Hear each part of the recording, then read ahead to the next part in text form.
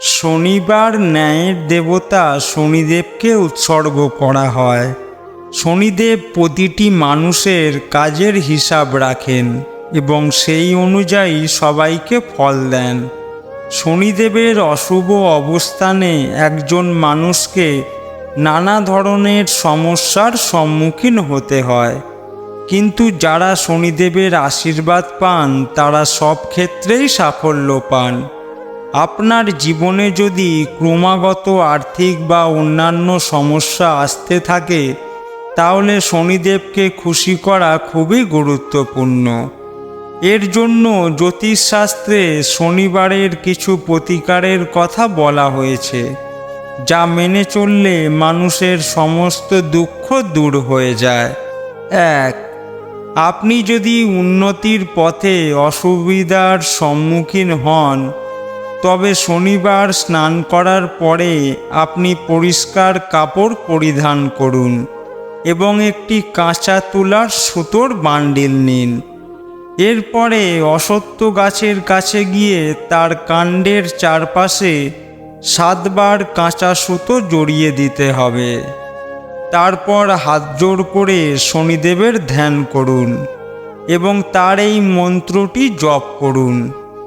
মন্ত্রটি হল ওম শ্রীম হ্রিম শনিশ্চরায় নমঃ। এতে আপনার উপর খুশি হবেন শনিদেব। 2.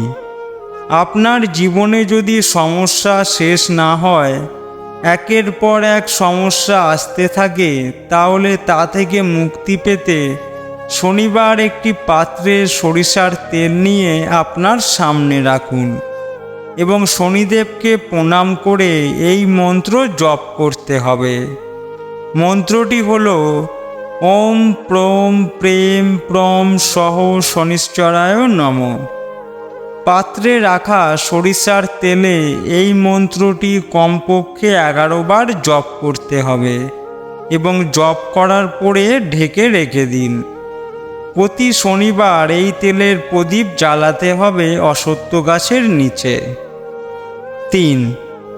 যদি আপনার বাড়িতে কারোর কালো জাদুর প্রভাব পড়ে থাকে, যার কারণে আপনার পরিবারের সদস্যরা উন্নতি করতে পারছে না, তবে এর জন্য স্নান করার পরে 31 বার শনিদেবের এই মন্ত্রটি জপ করুন।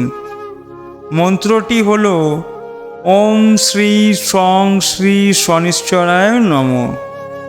জপ করার পরে একটি নীল ফুল নিন এবং এটি একটি নোংরা নালায় প্রবাহিত করুন। 4.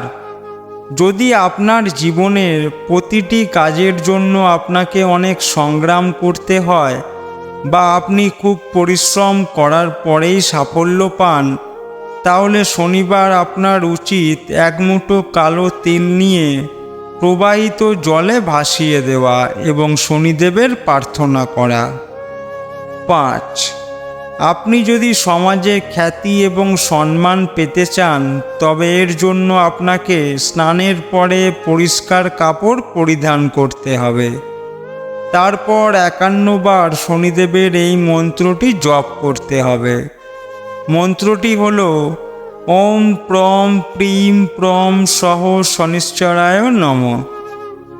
6.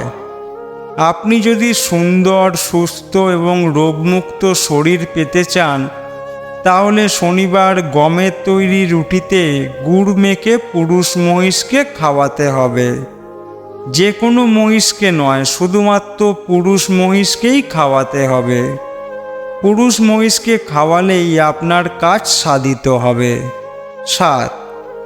আপনি যদি বড় আর্থিক সুবিধা পেতে চান, তবে সুবিধা পেতে আপনার শনিবার 1 টাকার কয়েন নেওয়া উচিত।